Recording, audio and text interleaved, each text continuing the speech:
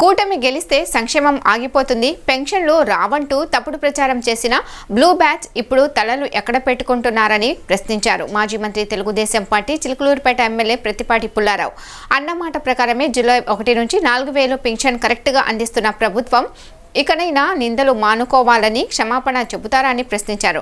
September 1 ఆదివారం కావడంతో August 31నే pension అందించామని ముఖ్యమంత్రి చంద్రబాబు ఆదేశించడం, ఆ మేరకు సచివాలయ సిబ్బందితోనే స్వల్ప వ్యవధిలోనే పింఛన్ల పంపిణీ పూర్తి చేయడం తమ ప్రభుత్వం సిద్ధశుద్ధికి నిదర్శనమని అన్నారు. చిలుకలూరుపేట 34, 35 వార్డులతో పాటు గంగన్నపాలెం, గోవిందపురంలో పలువురు లబ్ధిదారులకు శనివారం ఎన్టీఆర్ భరోసా పింఛన్లను ఎడతెరిపి లేకుండా కురుస్తున్న వర్షాన్ని కూడా లెక్క చేయకుండా పంపిణీ చేశామన్నారు. రాష్ట్ర చరిత్రలో 1వ తేదీ ముందుగానే పింఛన్ పంపిణీ చేయడం ఇదే తొలిసారి అని తెలిపారు. ఈ సందర్భంగా గ్రామాల్లో నెలకొన్న సమస్యలను అడిగి తెలుసుకున్నారు.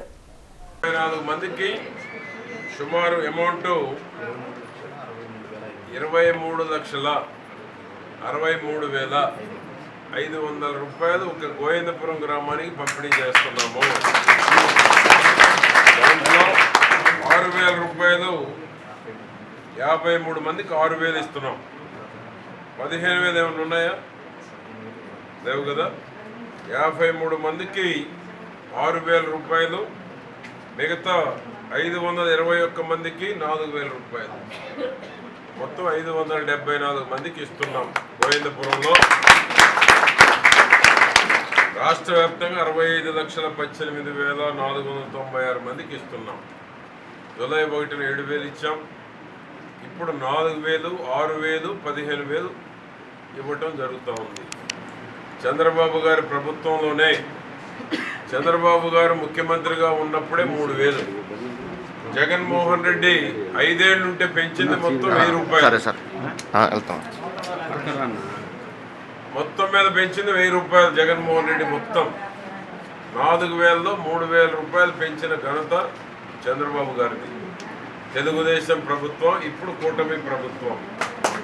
ఆ విధంగా ఈరోజు 4,000 రూపాయల పెన్షన్ ప్రతి నెల కూటమి ప్రభుత్వం ఉన్నంత కాలం ఈ గ్రామానికి 23 లక్షల చిల్లర ప్రతి నెల రావటం జరుగుతుంది. ఊళ్ళో ఆర్థికంగా ఇబ్బందులు లేకుండా ప్రతి ఇంట్లో డబ్బులు ఉన్నాయి. ఇంతకుముందు డబ్బులు ఉండేవి కావు. 574 మంది అంటే ఊళ్ళో ఉన్న కుటుంబాలు ఎన్ని? ప్రతి కుటుంబానికి దాదాపు వచ్చినట్టే. ఎన్ని కుటుంబాలు మొత్తం? హౌస్ హోల్డ్ ఎన్ని? ఈ ఊరు ఆ ఊరేది? ఈ ఊరు వరకు 574.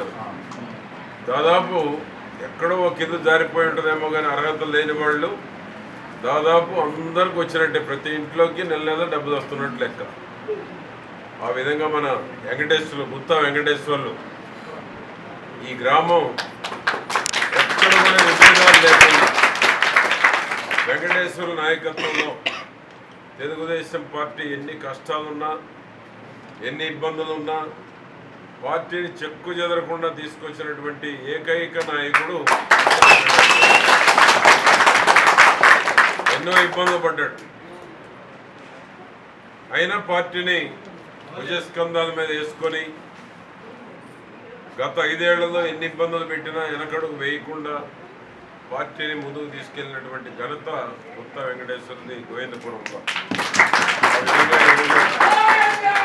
ఈ పెన్షన్ పంపిణీకి ఇచ్చేసినటువంటి మీ అందరికీ పేరు పేరున, మళ్ళా రాని పెన్షన్ల వాళ్ళు ఎవరైనా అర్హత ఉండి రాని వాళ్ళకి, అర్హత ఉండి కార్డు లేని వారికి త్వరలో ప్రభుత్వం చంద్రబాబు గారు ప్రకటించే అవకాశం ఉంది. వీలైనంత త్వరలో అర్హత ఉండి పెన్షన్ రాని వాళ్ళు, లేకపోతే గత పాలకు తీసేసిన వాళ్ళు ఉంటే వీలైనంత త్వరలో ప్రకటన వస్తుందని ఎదురు చూస్తున్నాము. చంద్రబాబు గారు ఏ రోజు ప్రకటిస్తే ఆ రోజు అర్హత ఉన్నటువంటి వాళ్ళకి, ఎవడైనా మంచాన పడి ఉన్నటువంటి వాళ్ళకు కూడా మన వెంకటేశ్వర నాయకత్వంలో గోవిందపురంలో పంపిణీ చేయడం జరుగుతుంది. ఆ విధంగా గోవిందపురం ఒక ప్రత్యేకమైనటువంటి గ్రామం.